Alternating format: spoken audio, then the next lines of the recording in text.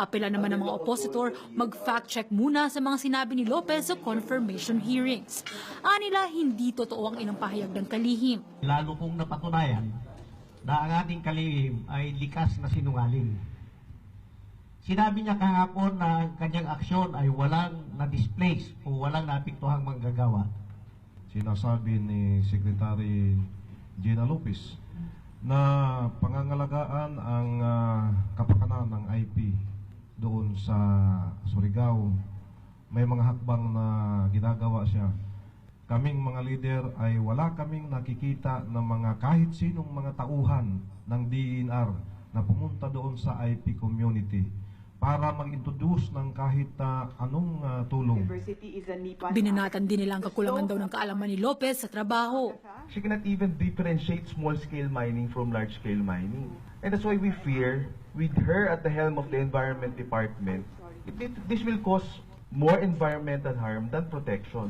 It was clear to see how unyielding Lopez was with her personal standards, which is principles, happiness, and other factors. Ayon naman kay Lopez, parang hindi naging balanse ang takbo ng pagdini. I'm just disappointed that the other side was not heard. You know, they just let the people who are benefiting from the mine heard, but not the people who have suffered, not the other people who have a keen interest in the environment. Tila baliwala rin daw ang kanyang paliwanag dahil paulit-ulit ang mga naging tanong sa kanya. Whatever I said, they still kept on asking the same questions. And my sense in the end, is this a done deal or what? Because it's useless for me to explain if you just ask the same questions over and over again. Tingin naman ng mga opositor sadyang hindi lang bumenta ang mga paliwanag ni Lopez. You're essentially applying for a job. You have to impress us. And I don't think she impressed anybody during those 2 days. The Commission on Appointments has deferred its decision on the confirmation of appointment of Secretary Gina Lopez. Aga Kakbay will tell us why. The Commission on Appointment has yet to release its decision on whether to confirm or not the appointment of Secretary Gina Lopez to the Department of Environment and Natural Resources. According to Senator Manny Pacquiao, the members of the committee have decided to hold an executive session on Tuesday to decide on the matter. Caucus lang ito, caucus. Caucus lang kasi aalis siya eh. We request her to stay but she committed already the appointment in the state. So we cannot stop her.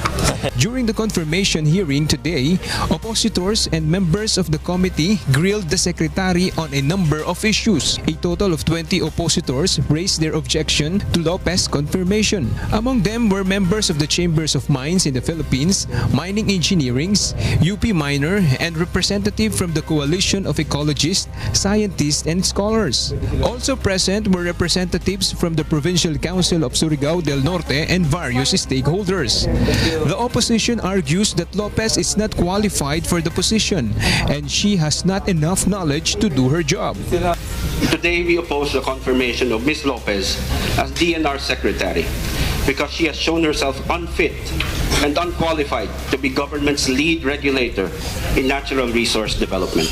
They claim that Lopez did not thoroughly analyze the situation of the country's mining industry before she ordered the closure and suspension of some mining operations. For her part, Lopez says it is not her intention to establish war against anyone, but then she needs to do her job.